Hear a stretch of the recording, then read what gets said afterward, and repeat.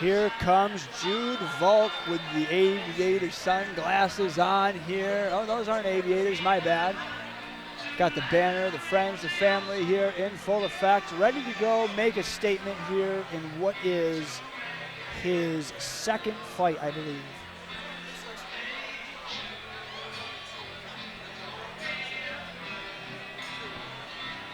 Some Hey Jude. Well, I mean, it makes sense. Why does it make sense? Oh, Jude Valk. Got it. I thought you were just trying to set me up to look stupid. No, I had to for think a about that second. for a I was second. Like, wait a minute. I didn't get it at first. So let's get this right out of the way now, just for the people that don't understand. Jay, can you explain to the fans at home that might not know what the Vaseline is for? Vaseline's to protect from, rips from the gloves a lot of the time. Watch bare knuckle, and then you'll get a whole. Really, the big thing for the folks at home, the Vaseline goes over the bony prominences on the eyes. To make it a slicker surface. So so that way there it's a slicker surface, they're less likely to get cut. And anybody that's watched like a Nate Diaz fight, they're going to get cut regardless of the scar tissue. So, right. Trying to reduce that unnecessary bleeding. Yeah, I mean, I've sparred sometimes using MMA gloves, and you're not wearing Vaseline, you're going to get a nice good old friction burn across your forehead, your cheek. Some really interesting walkout songs going on today. Yeah, I was thinking the same Every thing. time. The funniest one I ever saw was years and years ago. I think it was Cage Combat. One of the guys came out to R. Kelly Bump and Grind. Yep. I think Kyle Kaler walking out to Chef's Chocolate Salty Balls from South Park. That was good. One. Old Burlington Brawl, Jeff Case came out to Like a Virgin by Madonna. I was there at that show. All right, so we have Hasib Ahmad here looking fired up and ready to go. And seeing his teammate just win like that, there's got to be a certain level of confidence morale. and extra adrenaline that kind of hits. Oh, absolutely. It's kind of like when Mohawk Valley has a lot of guys on the card. It starts the chain of hey, we got to keep this going. And as we see, Big Dan Mergliotta, future Hall of Fame referee, here at Cage Wars. Another amazing thing for these young athletes to have somebody like Dan, who's been in the sport on every level for so many years. Thousands of fights. Being able to be here, make sure things are run safely, securely, being in the cage with them for some of these fights, it's an absolute privilege and an honor for all of us. Absolutely.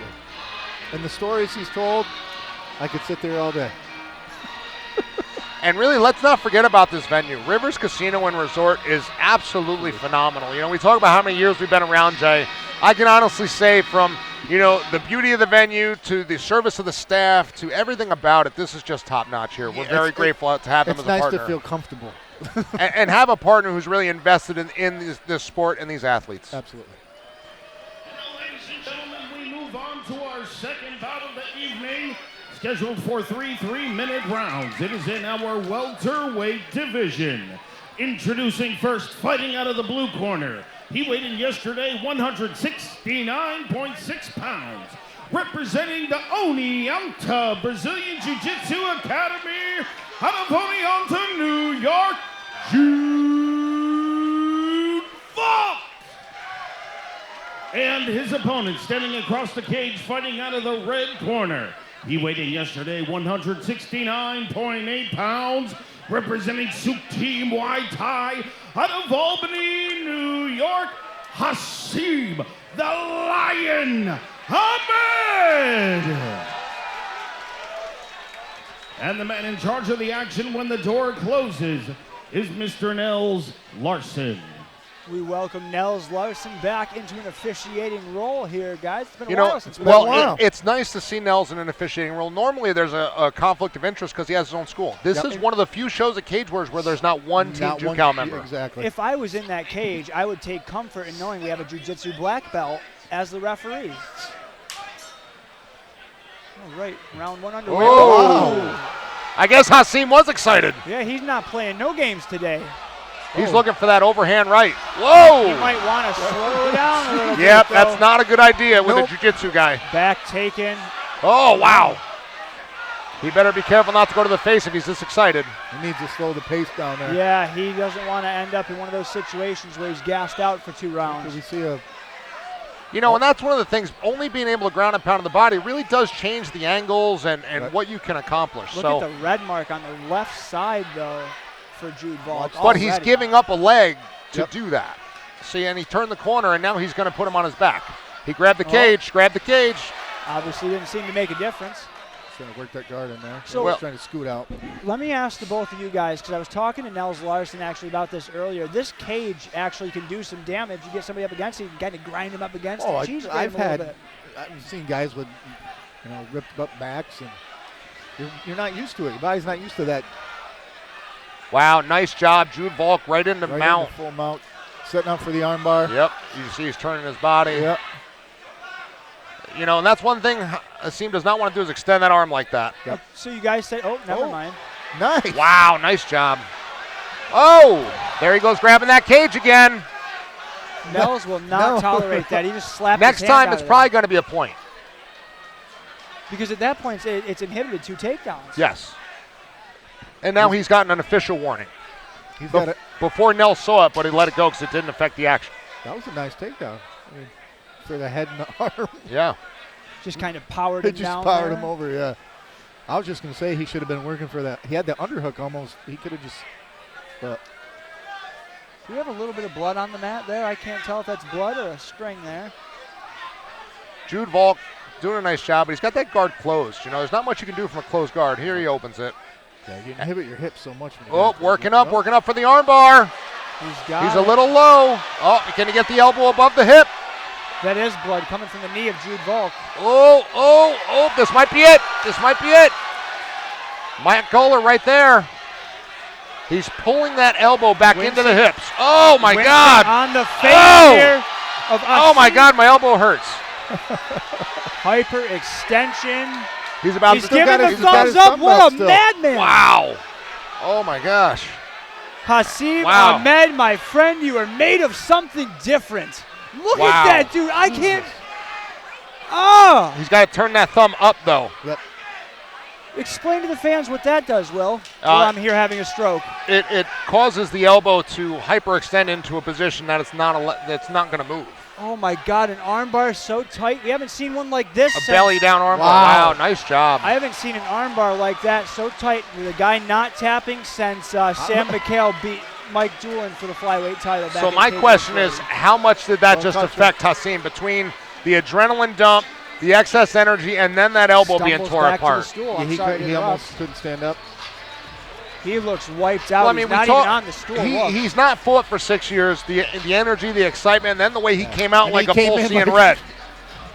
That's the biggest no-no is to come out guns blazing because you blow your load in 3-minute rounds. It doesn't sound like a lot, but to the folks at home, bounce around on your toes with your hands up and shadow box for 3 minutes. It's hard. 180 seconds of pure, intense violence. Let alone somebody trying to hurt you physically in a cage and you having to defend and attack. Yep. And the whole time mentally think about what you're doing. This is going to be interesting to see if he can even stand up between rounds here. Yeah, his coach kind of forced him to stand up to grab the chair. Yeah, he's leaning up against the cage. Breathing through the mouth. Let's see if he can recover. Big Nell's checking on him. Yeah, he's done. Yep. Is that it? The doctor's coming in to check him out. I think he's going to check out that arm. Safety is always first in mixed martial arts, especially in amateur mixed martial arts. If this ends up being the end of the fight, I'll try to come back over here and report to you guys exactly what happened before the decision. But the fight is that's it. over. Big Nels gives the signal. You know, and I'll be interested to hear. I think that's a combination of exhaustion and the elbow. Yeah, I'd say that's a good call. Yeah, he's not fighting it. He's sitting right down. Yeah. I mean, to folks who have never done this, you'll never really understand. Exactly. This is unlike any other sport. It's the most dynamic sport on earth when it comes to requirements of energy expenditure. Of your whole body and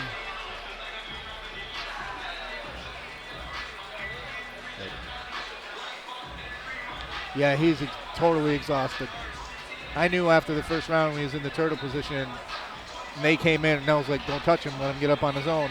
You know, people take it for granted. I remember I reffed a fight probably almost 10 years ago now, and they were kind of going nonstop, and then when it got into guard, the guy on top who was in guard actually puked in the guy in the bottom's mouth.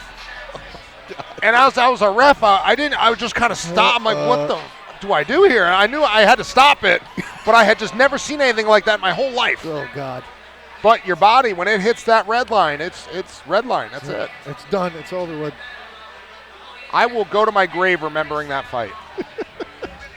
I mean, and the poor kid's mouth was wide open. It went right in. Oh, man.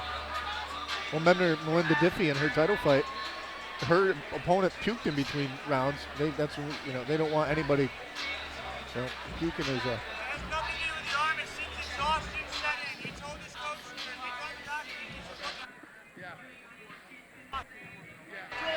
So we got a report from the cage from Ben that it was exhaustion, you know? Yeah.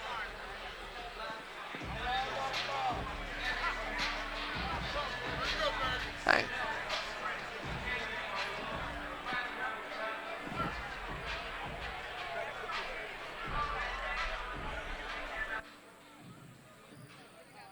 All right, ladies and gentlemen, let's have a round of applause for these two great fighters.